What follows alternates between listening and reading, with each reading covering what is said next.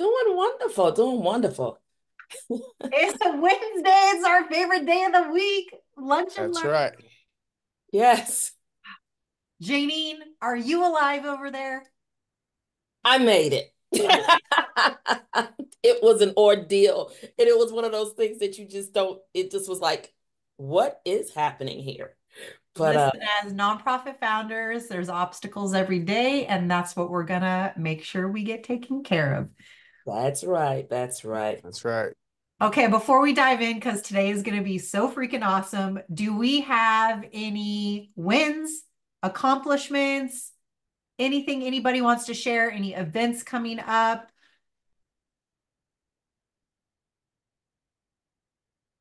Pretty quiet. All our quiet group today. Mm-hmm.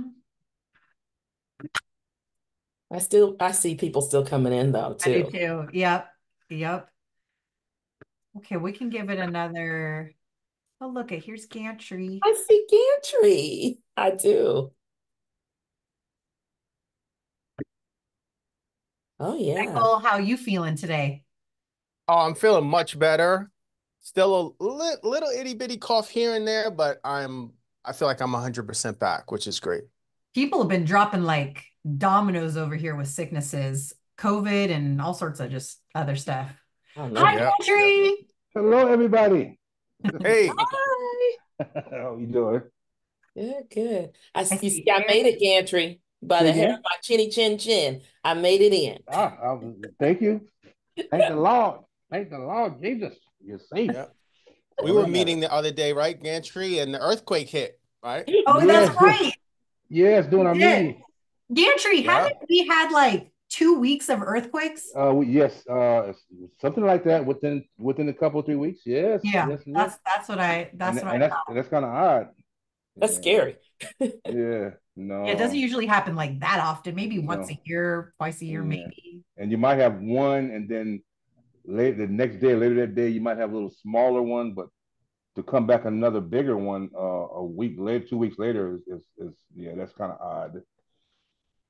Yeah, Yes, yes. yeah, exactly. Okay, well, let's dive in. I'll ask one more time. Anybody have anything that they want to share with us today? Any wins, milestones, accomplishments, any events? Come on, guys. I know someone. Well, Oh, no, hi, no. Stacy. Flo had I'll two. share. Yeah. I'll share. This is Angela. I'm actually driving, so you're not going to see me, but I'm here on behalf of the Action Project, which is a new foundation, and we are going to have our first official backpack event this Saturday, and we are partnered up with a lot of other organizations that already have, a solid foundation. So we're excited about that. Good deal. Awesome. That's huge. Congratulations Congrats. to you guys. We'll probably be on Zoom with you pretty shortly.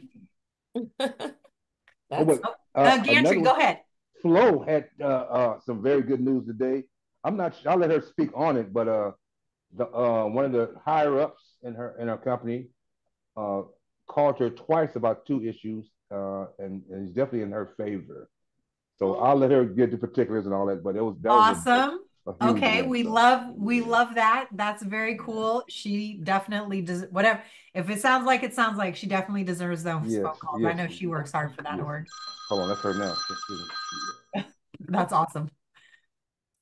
Okay, awesome. Well, you know what? So we got a good one today. Today's lunch and learn is on the board. This could be like a whole entire year-long series. But yes. Janine, love on us, love on our nonprofits. What should they do with their board? How do they pick their board people? What should the board be doing? Like, give it to us all. All righty. All righty. You asked for it. Now you're gonna get it. I promise. Just a little bit about who I am. I've been I work with MPP, been working with her since what February now, I think we said the other day. So been excited to be a part of the MPP family. Outside of that, what I have done is I used to be a nonprofit professional. I go out and not just write you grants and get you millions of dollars, but I also make sure your board is intact. I would come in and just whip it up. Sometimes we get people a whole brand new board. and then they would see the difference, because the board is the reason why you receive the monies that you get. So that's a lot of what we're going to talk about today. If you have any questions or anything for me, just make sure you push it in the chat, because when I'm talking, I may not see it, but Sharon might say, hey, stop me, or Michael may stop me, because we've got some good information that I want to give to you guys today.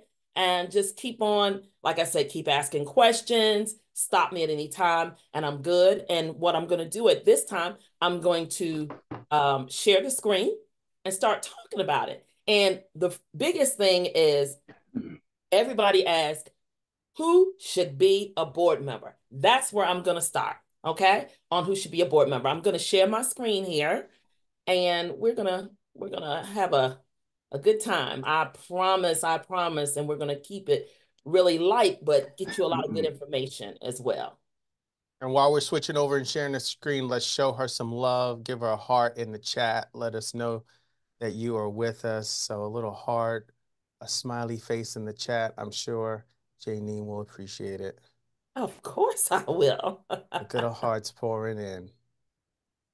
Awesome. All right. Let me know when you see my board. See it? You see it. Perfect. Perfect.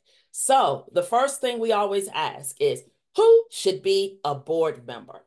That's what many people have a lot of issues with. Who should be a board member? So we're going to talk about a few of the things that we should look at when we're looking at a board member, just board members, period. Not any positions or anything as of yet. We'll go there in a little bit, but who do you want to be on your board? Diversity and skills. Oh my goodness. That by itself is something that people don't understand. How diverse is somebody's knowledge about what you're doing and who you are? How diverse is their knowledge, just period, on different things that could accommodate what you're doing as a nonprofit?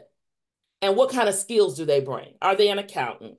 Are they a lawyer? Are they a social worker?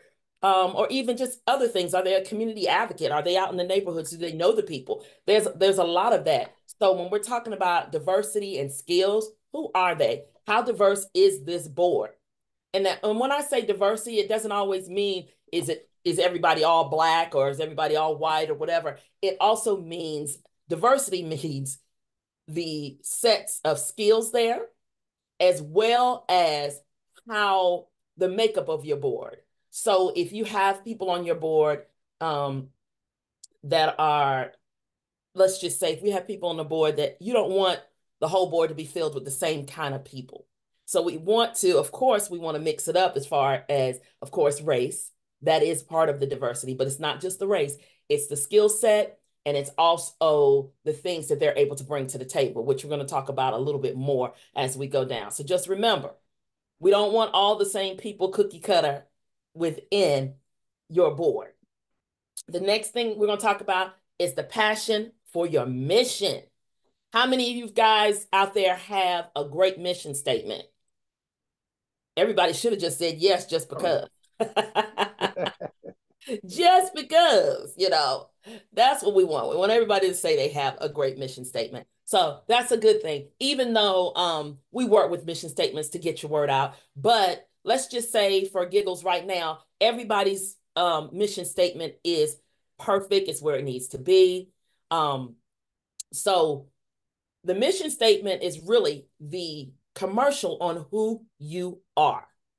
30 seconds. Hey, this is who we are. This is why we're doing it. And the reason why we're doing it is because of this. And this is why we need your help. And this is how much we need. That's what your mission statement pretty much has. You don't have to put an amount in your mission statement. Don't do that. But you want them to understand there is a need for your program.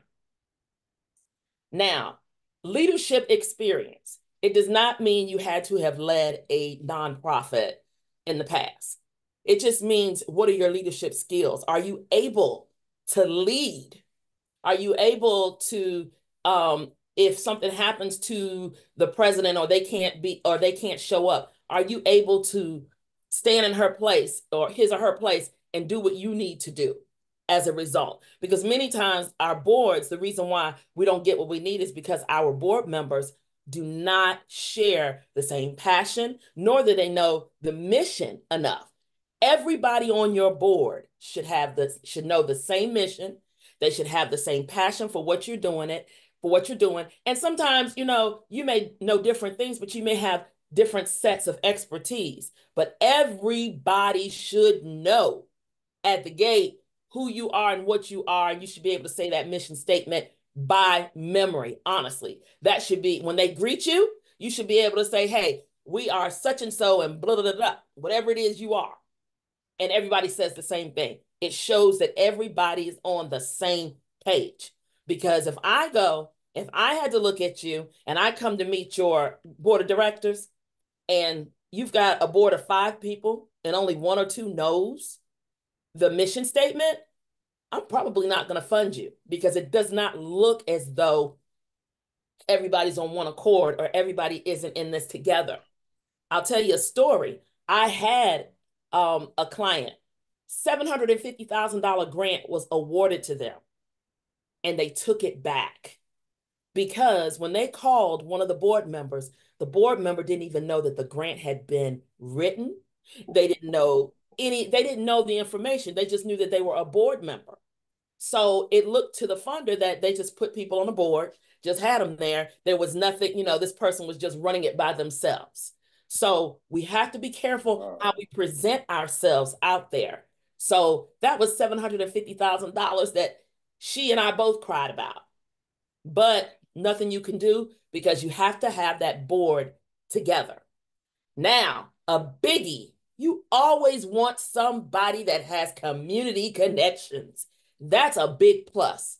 You know somebody who has connections with people that can move and shake, they don't have to be on your board, but the person who has the community connection needs to be on your board because they can move, they can get you out to the people, they can ask people to fund you, they can ask people to come to your events. That's what you want.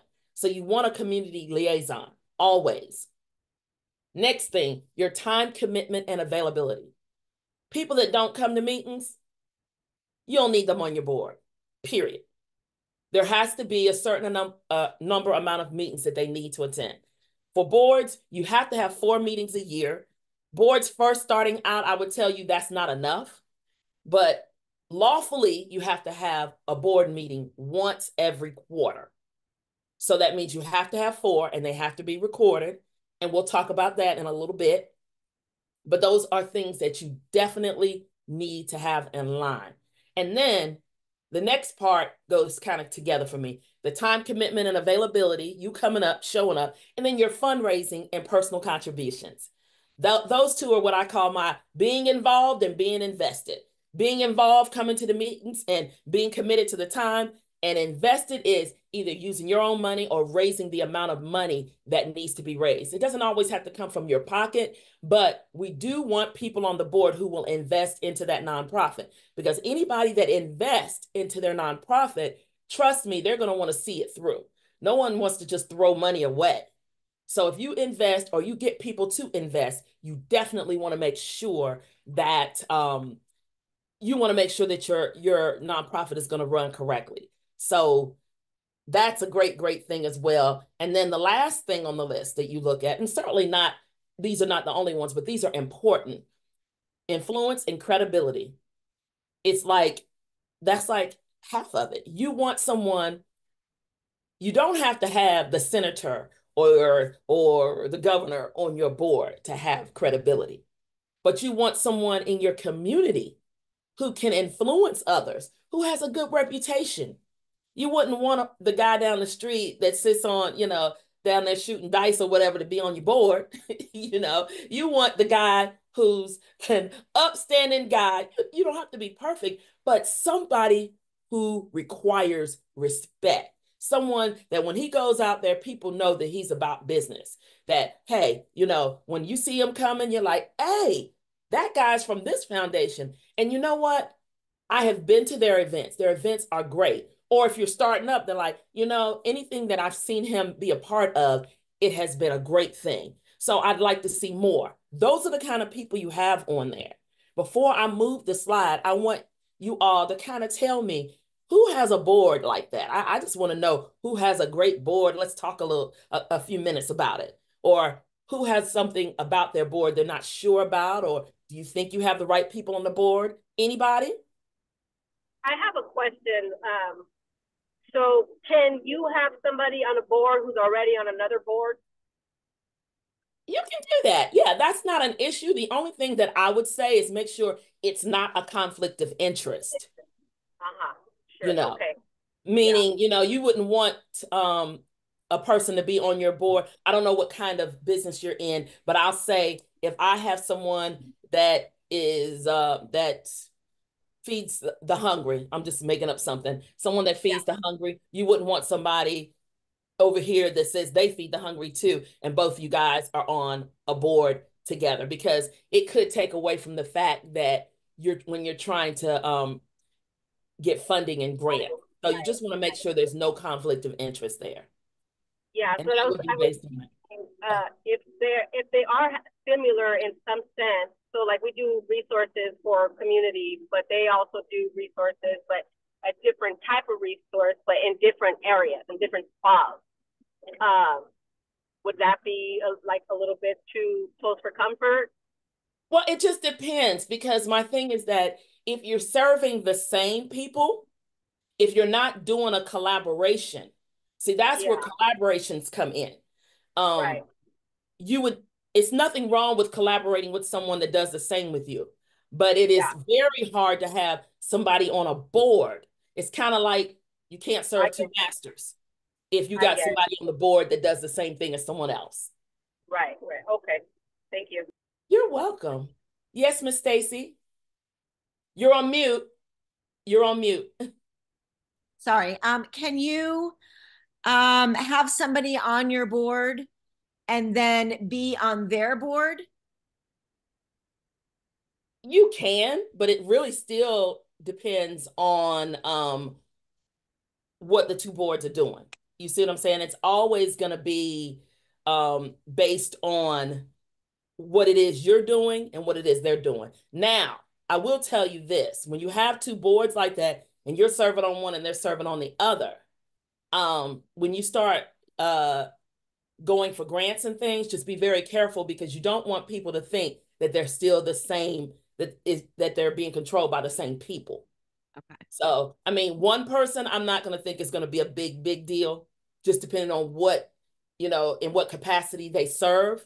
But just be careful of putting too many people on the board of the same organization. Okay, thanks. You're welcome. Yeah, this is Gantry. Yes. I'm looking at this, and I believe we check all of the boxes. I'm pleasantly surprised. I didn't think I thought I didn't think this before. I don't know why. Maybe I just didn't give it enough attention. But seeing it written down and then going through the people that we have, I think we check every box. So Ooh. I don't know if people hear that. I'm happy about that. I'm happy too. That's a great thing. That's a great thing. Many people can't do that. And that's a good thing, because now only thing we get to do is work on the infrastructure of your board. So, and that's some of the things we'll talk about coming up. But just make sure these are things that people should always keep in mind. Like I said, diversity and skills, passion for the mission, leadership experience, community connections, time commitment and availability, fundraising and personal contributions, and influence and credibility. Those are things you should look for. And here's the thing. I even tell people, hey, if you want to make a checklist and see where they score, that's a good thing, because you kind of want somebody that can check the boxes. It doesn't mean they're the strongest in that area, but you want somebody that can check the boxes. Okay, Mr. Mel, I see your hand is up. Yeah, thank you. Back to the original question, yeah, I think I'm pretty sure that we have that as well, similar to the last gentleman that spoke. I have one person that's my social butterfly that's really good at event planning and fundraising. Another one who's a tax accountant, so he manages the money. Another one, he is a wizard with marketing and social media and all of that. So he handles that. And then the fourth one, well, besides myself, the fifth one would be someone who's really good in administration and all administrative matters. So together, I believe we serve a pretty good team. We're still a new foundation, but I believe we serve a pretty good team. And it was really good to hear you say what you just said because, yeah, it's really good to hear what you said. So thank you. Good, good, good. I'm excited. That feels good when people tell me that they have a board like this because you'd be surprised at how many people don't. But don't get upset if you don't have that board makeup because that's what we're here to do, to get you right there to that spot. I'm gonna go on to the next slide here and let's see what we got here. Next thing, once you scout out these board members, the formal invites. So you want to give them a formal invite because you want them to sign something when they come aboard because this is what you have to use. So like it says, when inviting potential board members, ensure that the invitation is formal and it outlines the expectations, the roles, and responsibilities that they'll be serving. You want to make it clear what's expected of them, whether it's contributions, your time management, how many meetings they have to attend, and then participation in the committees and fundraising efforts. You have to make it clear to each person that you want to bring on. One of the things I've been doing lately here that seems to have worked with some of the other nonprofits that I've been working with is why, if you have a board, I think it's a good time to give them a probationary period. A probationary period, what that does, that allows you to see how they work and if it's a good fit for your board.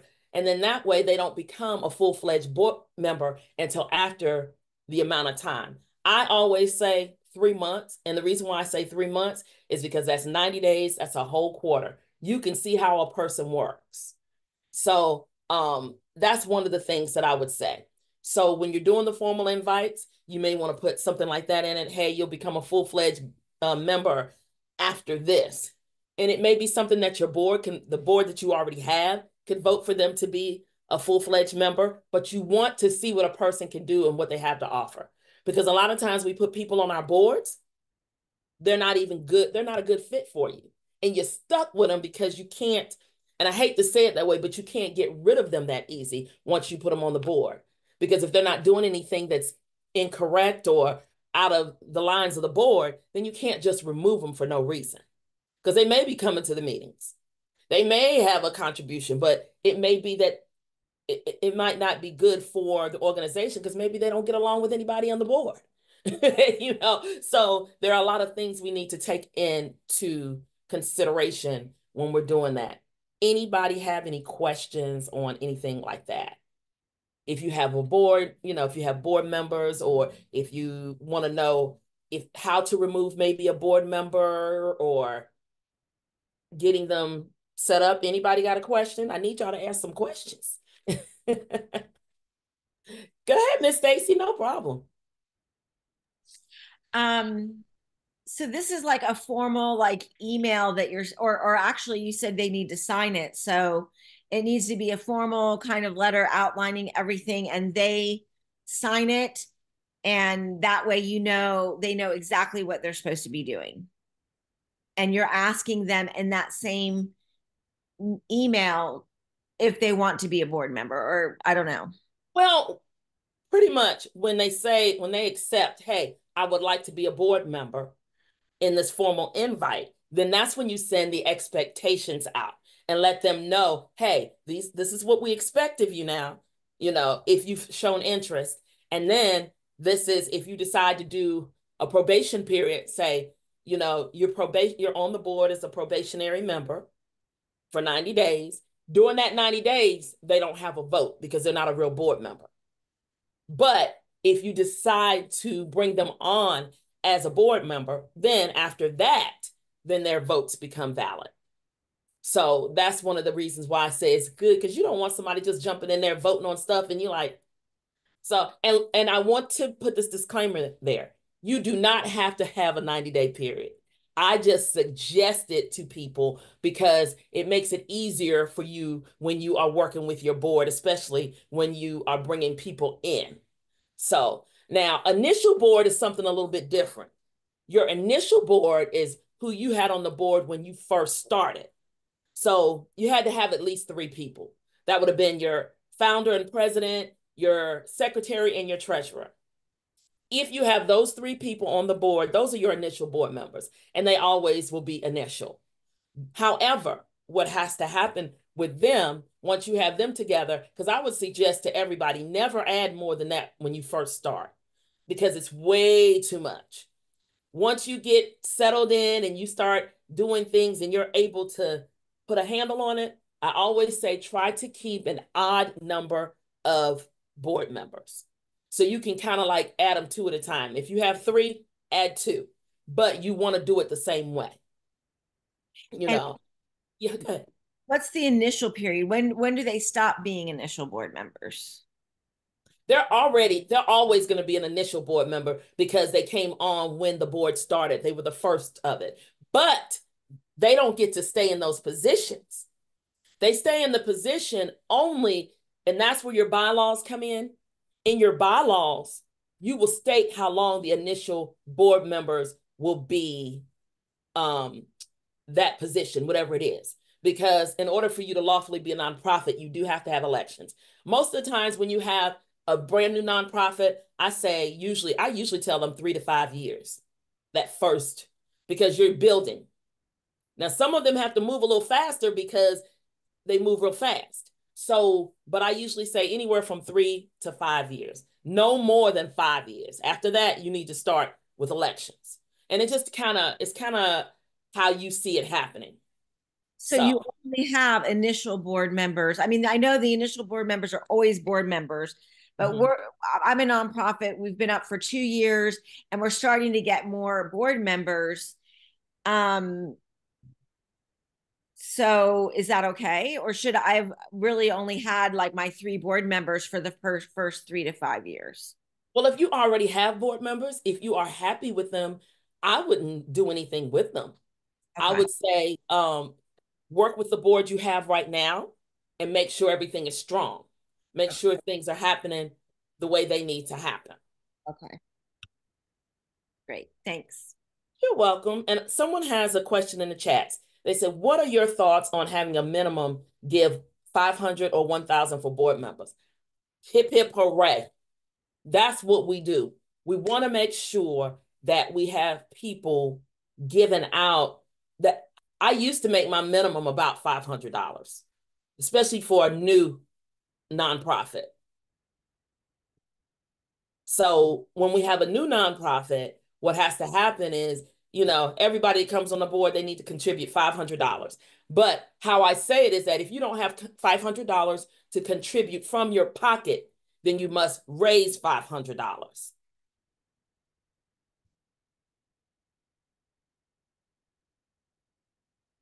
So that I think that would definitely work and work out well. So, yep. So that was from Miss Coco. Any more questions about that? Okay. I'm a sole member nonprofit. Is it possible to skip? Yes. I'll make sure you have that information with us because we need to talk about that sole member nonprofit. It's legal in some states, but it is not legal as far as a 501c3. So we can talk about that a little bit. There are some states that allow you to do a sole nonprofit, and California is one of them. But you have to make sure if you're going to go through the 501c3 process, you have to have 3 people on that board, and it has to be run like a nonprofit. So you can get it to incorporate it, and it is legal. I like when Dr. Sharon says that good give or get policy. Give the money or get off the board. That's pretty much what it is. But we love that. We love that. So do I have any more questions for right now on this part? Good. All right. So now let's talk about the board duties, the duties of a board member. Governance, of course. Governance is just how you're going to run this organization. That means your bylaws are intact. It means that they're lawful, that you guys have all agreed upon these bylaws and you have signed off on them. The initial directors that we talked about, Ms. Stacy, would sign off on those bylaws. So that's how that kind of would work. So we want to make sure everybody's in line with that. And you're going to have to do it by the book. Whatever it says in there, that's the way we have to run it. Now, strategy. This is when we get together and we do what we call the strategic planning. The board needs to make sure they have a strategy for each year. You should have a planning session where it's just about what do we need to go forward. If this is your first year, you should have already had all the information lined up. In order for us to be successful in year one, we have to have $50,000. And this covers A, B, C, and D, and E, all of these things. That's what that would say. Or how are we going to go about the community? The community, we can collaborate with a different community officers and things like that. That's where your person comes in that's good with the community. Now, financial oversight, when you have 3 people on a board, it's easy. But when you end up having 5 or maybe 10 or 11, that's when that financial oversight is going to be very, very, very pertinent. Because what has to happen is with the financial oversight, first of all, over a certain amount of money, there needs to be 2 signatures. Your treasurer and then usually the president. Those 2 people need to have, there needs to be 2 signatures. So if and all expenditures should go through the board. Now, if there's things in between meetings that need to be done, then there should be a certain amount that's set that you can use. I call it the petty cash amount. So if you say, hey, you know what? We need to buy some paper for the copier. It's going to be $50. Okay, that's fine. As long as there's a receipt or something there to show that that was done. But when you have to pay out larger sums, say you need a grant consultant or something like that, those are things that need to go through your board because the board needs to know how the money's being spent. So everybody needs to agree on things like that. So that's how that goes with the financial oversight. And then we're back to the fundraising and advocacy. Fundraising, again, it's just what it says. How much funding can you raise? Are you able, do you know of some grants? Or do you know of someone in the community that can give grants? Make sure you're in the know for those types of things. Also, advocate. Can each one of your board members advocate for who you are? Listen, when we go out there was what we were talking about earlier about these mission statements. So when they have the mission statements, they're like, listen, this is who we are. This is what we do.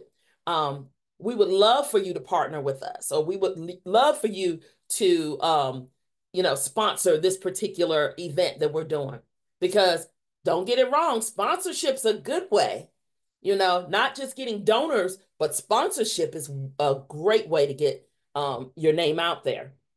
And then, of course, your meetings. Make sure you have a certain amount of meetings. In that letter that we talked about giving to the board members, there should say you must attend X amount of meetings or you can be removed from the board. That's how it has to go. Because if you don't put something in there in black and white, people will play with it. It has to be in black and white. So if you say, hey, I need to get, if you've got 4 meetings a year, I don't see why anybody should miss 4 meetings a year. Of course, if they miss 1 meeting, then that means they can't miss any more meetings because you've only had 4. So it just really depends on how many meetings that you have, but they have to be present. And if you're not present, your vote does not count. So that's one of the things. And just like we were talking about collaborating with, and I think it was you, Miss Stacy, you were talking about a board member being a part of another one. Well, here's the thing. When you collaborate, collaboration gets you more money.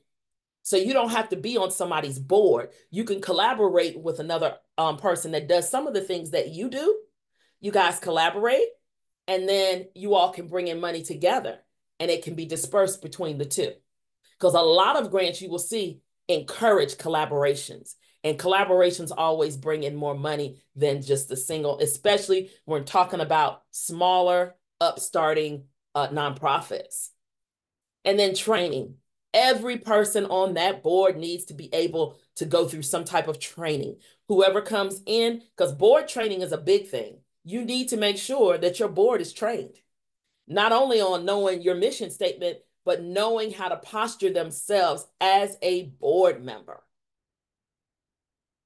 So once we learn how to posture ourselves as a board member, then we can understand what it is we need to get done. Anybody got any questions for me? I like to kind of stop between the slides. Yes, ma'am, Miss Stacy. So you're going to have a great board. That is the goal. So in the past, we had monthly meetings when we were kind of forming and creating the nonprofit. And since we've had our 501c3, some of the meetings have been official board meetings where we take minutes and we might vote and have conversation. And then there might be some meetings that aren't official meetings, but we're getting together just to update people or to give or get information. Should those, all of our meetings be official board meetings where we're taking minutes, or is it okay to have those informal meetings where we're just having conversation? I would tell you like this, all meetings need to be recorded, and some, because what you think is just a conversation later on could become something more. And if there's no record of it anywhere, then that might be a problem. Okay. So yeah, I would say record that if you could do that. Okay. You know, it doesn't have to be like, it could just be minutes. I'm sorry. By recording, you mean taking minutes? Yes, taking minutes. Yes. Yes, yes, yes. So I think that is something that would work really well for you. So just, you know, when you're doing these meetings, especially talking about board members, because so many things happen behind, you know, that behind the doors, and then it comes to the meeting and you're like, woo, where'd that come from? So yeah, we want to make sure. And that also keeps it transparent as well. Okay, great. Thank you. You're welcome. We're moving right along here.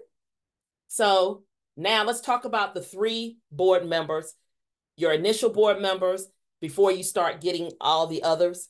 You've got your president, you have your secretary, and you have your treasurer. All 3 of those you must have on every board. There's no exceptions. And not even one of those can be the other. So one person cannot hold 2 of these. It has to be a separate person for each one of these. So the president, they provide the overall board leadership. They preside over the agendas for the meeting. They act as the organization spokesman, but everybody else should be able to do that. And they collaborate with, if there's an executive director that's running the programs, they collaborate with them, and then they ensure that all the board duties are fulfilled. Now, let me tell you, there is a difference between a president and a chairman. Even though some people have president and chairman, you can have the president as a chairman, or you can have the chairman as someone totally different. A chairman is really just the person that runs the meetings and makes sure that the meetings run effectively and stays in order. Now, a lot of people give that to the president, but it does not necessarily have to be the president. So I always tell people that's the difference. A chairman is not necessarily saying that you are, because people interchange the names and they're not necessarily the same. So you can have a chairman that can serve like a president, or you can call them the chairman and give them those actual duties. But there is a difference between the 2. Mr. Gantry, you had a question? Yes. So, I mean, so would you put the chairman on the board as a chairman? Would it be like, you know, president, secretary, chairman? Is that what it would be called, or it would be another position on the board? And you can have it as another, as a person on the board to be a chairman who would run this, you know, run the meetings and things like that. And they would work with the president if it's not the president. Okay. Or the president can be the president and chairman. That part doesn't matter, but it can be broken down to 2 people. Okay. Thank you. Yes, Miss Stacy? Can the executive director be a president of the board? Well, here's the fun part. Let's talk about that. So, talking about an executive director that is getting paid versus a board member. We have to be very careful with that because, of course, we know that board members do not get paid. An executive director could be on the board. I don't recommend them being the president. I would say they could be on the board, but I wouldn't recommend the executive director being the president because that would cause a little conflict because usually the board is the one that makes their salary. So I would keep them apart, but let's talk about how the board is a board person versus an employee. For the IRS, I need you to be a W-2 employee if you're going to work there as a board member and a worker or an employee. Right down the middle, those two happen. And so what happens is that you're not able to, you can't do the same duties for both. They have to be totally separate. And that's why I said, so when the executive director comes around, when it's time to vote on certain things, they would not be allowed to vote because it's a conflict of interest because they work there. So those are things you have to look at. It's okay for you to be on the board and work there, but the whole board cannot be comprised of everybody that works for the organization. And what if there's no pay being involved at we're a new nonprofit, no one's getting paid. Is it still You not? still want to separate the duties. Okay. You still want to separate the duties because at some point you probably will be getting paid. So it's best to go ahead and separate the duties out, making sure that if you come on as an executive director, in most places, the executive director is a part of the board anyway. Okay. They come on as a board member if they're in that position. Thank you. You're welcome. I was looking to see if I saw any more questions. Okay. And of course, the secretary, somebody that's good administratively. They're the ones that keep up with the meetings, the records, any kind of documentation when people are looking for different things, maybe presentations, things of that nature. Make sure that everything is in compliance. That's a big word, compliance and legal documentation. Make sure you have all that. And then what they do is they distribute the meeting materials and they make sure everybody knows about the meetings. So we have to make sure that. And then last but not least is our treasurer. That's the money person. First of all, you want to make sure you have an honest person sitting in that seat. Someone you don't have to worry about. They're going to see oversee the financial management. But like I told you before, it's always good to have checks and balances, 1 and 2. And also just they should have all the updates on whatever's going on financially within there. They'll be the ones to sign the checks along with the president. And then they manage the funds. They have access to the accounts and things like that. So that's why you have to be very careful about who you are going to put into that position. Many people want that person to be bondable. I've seen that.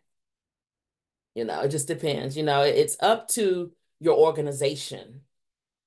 Anybody got any questions on the 3 board members here that have to be a part of your board? Okay. And then, and don't forget, they also oversee the volunteers as well. The board members kind of look over the volunteers. That's another piece of it. So if you have volunteers, you want to make sure they come through the board, especially if you are dealing with youth, because you want to make sure you have the right kind of people in there. Just don't let people come in and just volunteer. They need to go through a process as well. I've seen people say, oh, I want to come and volunteer, but make sure they are people who actually know, they don't have to be an expert, but make sure they are who they need to be in order to work around the type of people you have, whether it's children or whether it's the elderly. We want to make sure we have the right people and, so you just need to do some type of screening to them. And that would be something that you and your board would come up with. And so the board ends up meeting the volunteers and deciding on them, or just we have discussion around them? I mean, it would be whichever way you wanted to handle it, but I would think that there would be some application to be able to volunteer. so that you can accept them or not accept them, because you would have their information. You would have their information just like a job application, pretty much. But, hey, what experience you have in this? Why do you want to work with us? Kind of thing, just like a little background information on them, because that's going to help you. Because see, if you're able to ask around town and see who these people are, then you know what you have versus somebody just walks off the street and says, hey, I want to come and volunteer for you guys. So these are good questions you're asking. Anybody else got any questions? Y'all are just so quiet today. Can I ask a question? Most certainly, Miss Flo.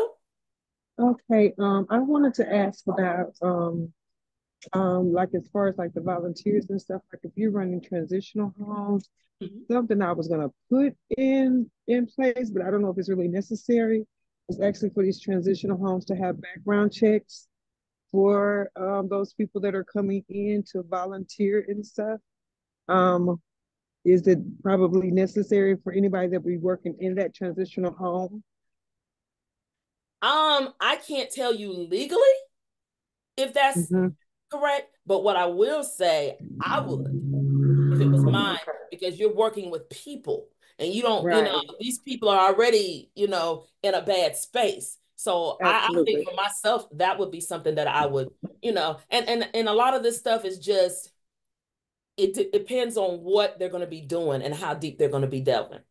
So I would say that's going to be on case-by-case basis, but certainly for what you're doing, yeah, I would probably have background checks even for the volunteers, most certainly. Definitely. Yes, ma'am. Go ahead. You'll especially want to 2 cents to add to that.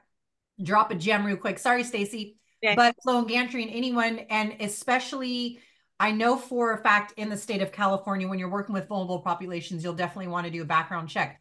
Cool thing in California, I'm not 100% sure about other states, as a 501c3 tax exempt nonprofit, you can apply with the Department of Justice to remove the fees for getting a background check, and so that you can manage all of those folks in-house. The only thing that they would have to pay is the fee at the actual live scan place, but they won't have to pay that like $75 to $120 fee that the Department of Justice, and then you get your own portal. You can manage all your own volunteers. And the cool thing about that is then you get the personal accountability of managing all of those background checks that come through. So, and you can make the decision what you will allow and what you don't allow.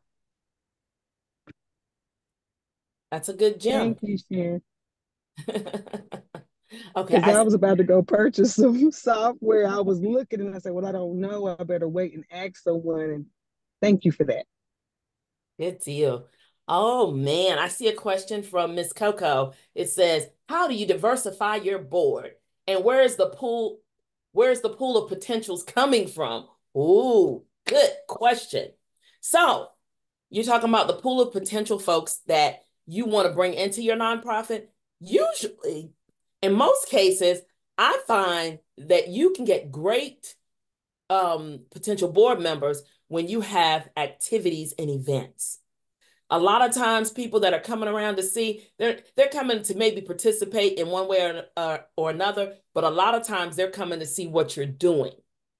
Always be vocal about what you're doing and what you're trying to do, because people, not only will they tell other people that are interested, they bring people to you that are interested. Because I have been in more places where people found board members than just putting out an ad for one.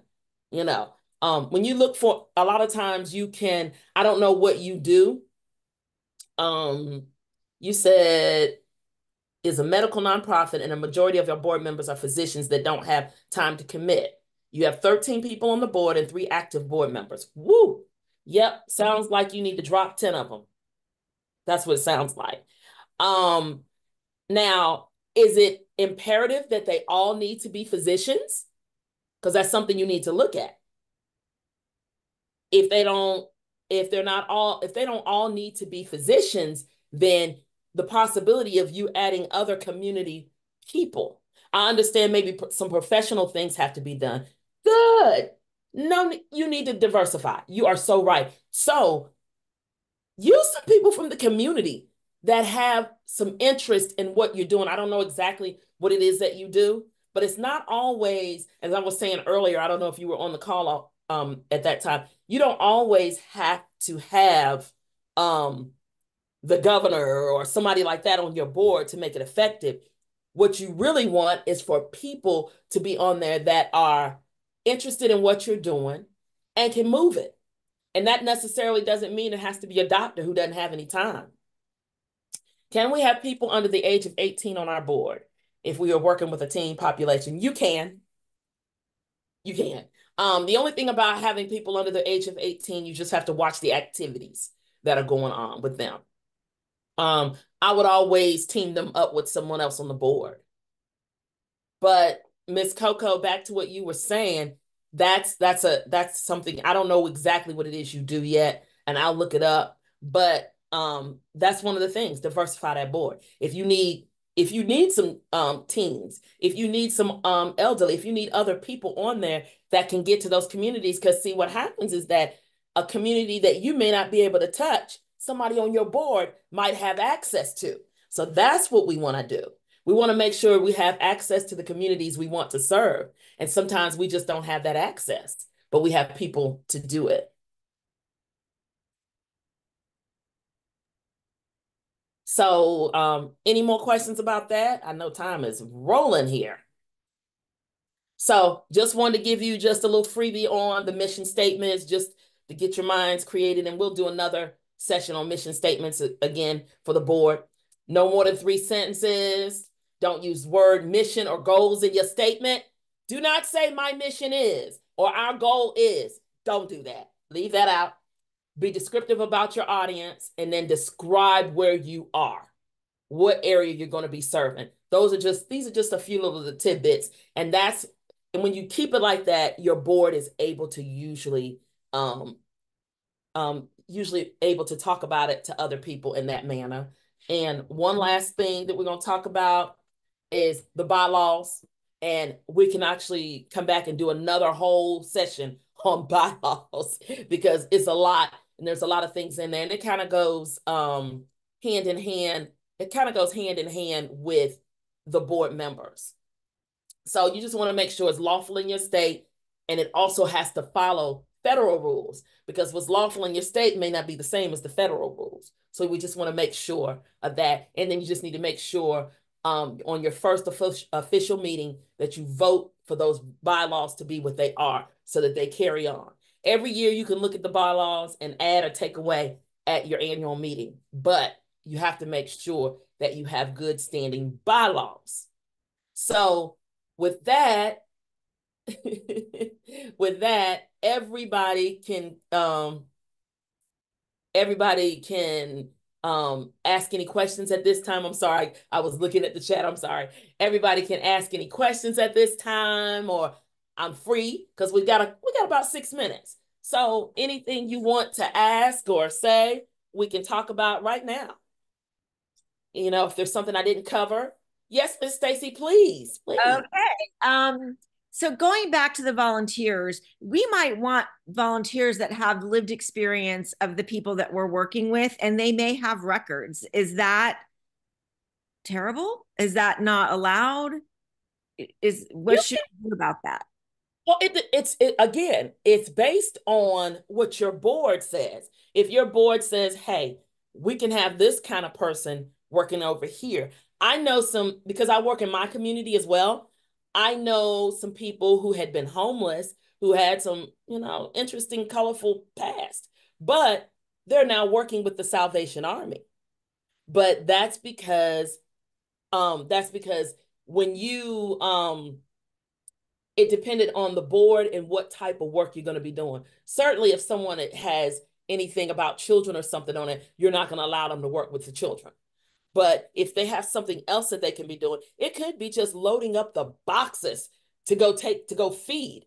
They're not going to stop them from doing that. They will allow them to do that. So it's all about what it is they're going to do and how deep they're going to do it. So, yeah. What I might suggest, Stacy, or for anyone, is that you have a conversation with your board on what allowable things you might have. Like, I've worked with organizations that, as long as it's a non-violent crime, abuse, molest, stuff like that, we typically would allow that individual. Now, if it's someone that had an issue with children, clearly they wouldn't be working in the children environment.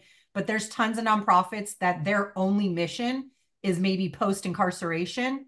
That's going to have a different standard of what they're doing on their board. So I usually recommend, one, look up maybe state laws on who can and can't be around. And then two, as a board, those are guidelines that you can put together, which is why I really love having access to the Department of Justice portal and doing my own background checks, because then I can make that determination of, is that someone that I want? If their background were to become public, would I be able to stand up for that? Okay, great. Yes, that is great. So, I think a lot of people have those kind of questions. Yes, Mr. Gantry. Okay, back to the being on the board, as executive director, and being paid. Who can be on the board, who can be paid. Can you run through that again? Like, how does that work? Well, board members, period, do not get paid. Okay, if you are on a board, you do not get paid for being on the board. However, if you are an employee of that board that you serve on, you can get paid, but you need to be a W-2 employee. And we have to make sure that there is an actual job description, and it's very descriptive of what you do as a board member and one that you do as an employee, because those are things they're going to look at, because you never want to be audited and it looks like you're being paid to be a board member. Okay, so like in my position, I mean, right now I'm using the title executive director, but it could be whatever. I'm on the board. At some point, I expect to be, paid. I'm thinking, what would you do, and how would I navigate that how would I navigate that? Well, navigating it, meaning, how would you decide how you were going to get paid? Yes, yeah. So yeah, I don't want any red flags. Right. No. Yeah. And I know you guys, so I know you don't. Right. So, pretty much, again, we'd have to sit down, and that's something you and I could do. We have to sit down and separate the two. So it does not look, your role as an executive director, you're doing whatever you need to do. And then your role as a board member, that's the reason why for you, it's going to be key to get some people into your board that you trust, that can be maybe the president or something like that, so that you can be your executive director. Because honestly, you being the executive director and president would probably pull up some flags because of the fact that, can I piggyback there? yes. I call myself, I knew a little bit about that part.